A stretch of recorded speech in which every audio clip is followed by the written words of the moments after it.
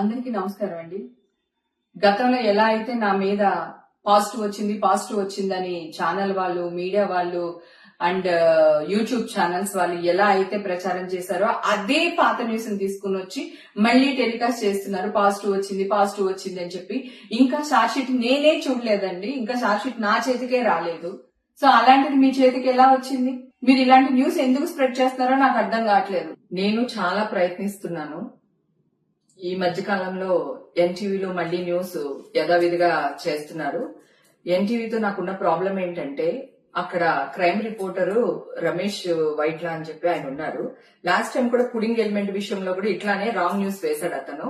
నేను ఎన్టీవీకి వెళ్ళాను, అక్కడ ఎవరు లేరండి, చౌదరి గారు రాలేదన్నారు. సరే అండి అని చెప్పి అతని నెంబర్ తీసుకుని ఆయనకి ఫోన్ చేశారు, రమేష్ వైట్లకి ఫోన్ చేసి, ఏమండి నేను లేను అక్కడ, నా న్యూస్ వేయకండి ప్లీజ్, నా పేరు తీసేయండి అన్నా. మాకు పోలీసులు ఇచ్చారు, మేమెందుకు తీయాలని కొంచెం గట్టిగానే అరిచాడు ఆయన. అరిస్తే సరేనండి నేను మాట్లాడుతున్నాను, మీరు అరుస్తున్నారు, సరే మీరు ఎక్కడున్నారు చెప్పండి, నేను అక్కడికి వచ్చి మాట్లాడతాను అన్నా. Okay, Banjara hills police station దగ్గర ఉన్నాను రండి అన్నాడు. సో నేను ఇమ్మీడియట్ గా car Banjara hills police station కి వెళ్ళాను. వెళ్తే అక్కడ అతను లేడు. అక్కడ వాళ్ళందరినీ అడిగే మీడియా వాళ్ళని, ఏమండి రమేష్ వైట్ల ఎక్కడున్నారు అంటే లేదండి వెళ్ళిపోయారు అన్నారు. అంటే నేను వస్తున్నాను అని చెప్పిన తర్వాత కూడా అతను అక్కడి నుంచి వెళ్ళిపోయాడు. ఓకే, తర్వాత నేను అక్కడ అరిచాను, ఎట్లా ఎన్టీవీ వాడు న్యూస్ వేస్తాడు నా పైన, నేను అక్కడ లేనని చెప్పేసి అడగడం జరిగింది. అది మీ అందరికీ తెలుసు. ఇప్పుడు కూడా అదే విధంగా మొన్న ఒక అతను ఫోన్ చేశాడు, ఎక్కడి నుంచి, ఎన్టీవీ నుంచి మాట్లాడుతున్నామండి, రమేష్ వైట్ల గారు మీకు ఫోన్ చేయమన్నా, నేను వాళ్ళ అసిస్టెంట్ ని అని అన్నాడు. ఓకే ఏంటమ్మా అని అడిగా. అంటే అదే మేడం ఏంటి విశేషాలు, ఏంటి ఈ న్యూస్ గురించి మాట్లాడతామని ఫోన్ చేశానంటే నేను అన్నా, ఇప్పుడు వరకు నన్ను అడిగి న్యూస్ వేసారా, మీ ఇష్టం వచ్చినట్టే వేస్తున్నారు కదా, నాకైతే నేను తీయించుకున్నది నెగిటివ్ వచ్చింది, అక్కడ కూడా నెగిటివ్ వచ్చింది, అయినా మీకు కోటిది వద్దు నాది వద్దు, నేనే మీ దగ్గర వస్తాను ఎన్టీవీకి, మీరు నా టెస్టులు చేయించండి, చేపిస్తే ఒకవేళ పాజిటివ్ వచ్చింది అనుకోండి మీ కాల్ పట్టుకుని క్షమాపణ అడుగుతాను, అదే నెగిటివ్ వచ్చింది అనుకోండి మీరేం చేస్తారో చెప్పండి అని చెప్పి నేను గట్టిగానే మాట్లాడానండి అతనితో. మాట్లాడితే అది కాదు మేడం, ఇది కాదు మేడం అని చెప్పేసి అతను ఫోన్ పెట్టేశారు. ఓకే, ఇమ్మీడియట్ గా నేను ఛాలెంజ్ చేయగానే ఛాలెంజ్ యాక్సెప్ట్ చేయకుండా పెట్టేశారు. కట్ చేస్తే మళ్ళీ సేమ్ హేమకి డ్రగ్స్ తీసుకుంది, దానికి ఇవి వచ్చింది, మళ్ళీ పాజిటివ్ వచ్చింది అనే వేస్తున్నారు. నేను ఎన్టీవీ చౌదరి గారు నమస్తే అండి, లాస్ట్ టైం కూడా మిమ్మల్ని కలవడానికి వచ్చాను, నాకు కుదరలేదు సార్, నేను మీకు కోర్టు వద్దు, నా టెస్టులు కూడా వద్దు సార్, ఎవరిని నమ్మదు, కోర్టులో వచ్చింది కూడా నమ్మకండి, నన్ను కూడా నమ్మకండి, నేను మీ దగ్గరికి వస్తాను చౌదరి గారు, మీరు నాకు టెస్టులు చెప్పించండి. అలాగే టీవీ5 మీరు ఒక్కళ్ళే కాదు న్యూస్ వేసేది, టీవీ5 గానీ, బిగ్ టీవీ గానీ, ఆర్టీవీ గానీ, ఇవన్నీ కూడా ఇవే న్యూస్లు ప్రచారం చేస్తున్నారు సార్. నేను ఇంత గట్టిగా వాదిస్తున్నాను, మీరందరూ చాలా పెద్ద పెద్ద పర్సనాలిటీస్, పెద్ద పెద్ద వాళ్ళు మీరందరూని, మీ దగ్గర నేను ఒక ఛాలెంజ్ కి నించుంటున్నాను అంటే అర్థం ఏంటి సార్? మీరు పెద్దవాళ్ళు కనుక వయా మీడియాగా ఈ కింద ఏం జరుగుతుందో మీకు తెలుసో లేదో నాకు తెలియదు. నాయుడు గారు, టీవీ5 నాయుడు గారు, మీకు నేను 15-20 ఇయర్స్ అని తెలుసు సార్.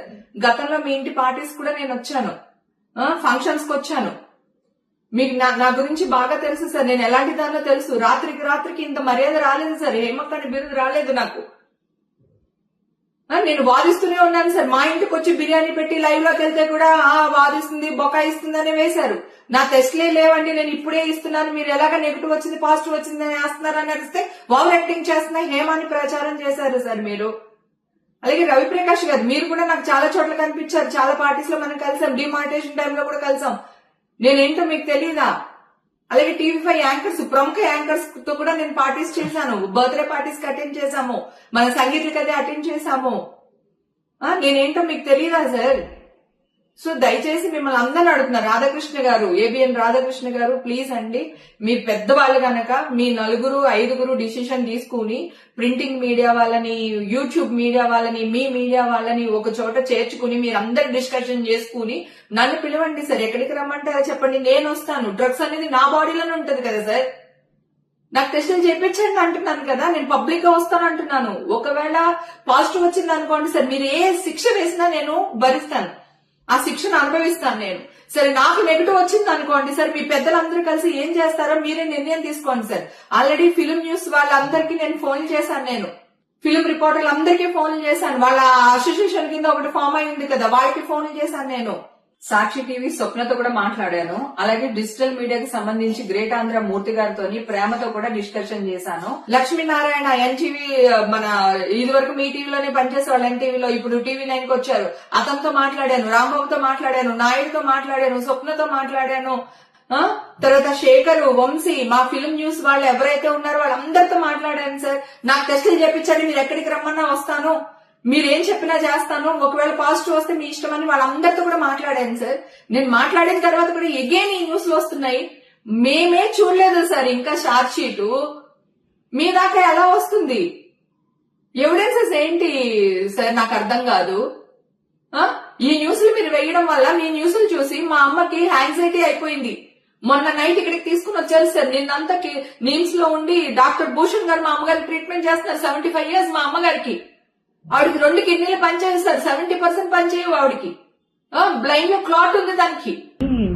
ఈ గుండు పడుకున్నది గుడ్లేదు, కూరెట్టుకున్నది గుడ్లేదు, ఊడ్చిరాకపోనంట చెప్పుకున్నాను.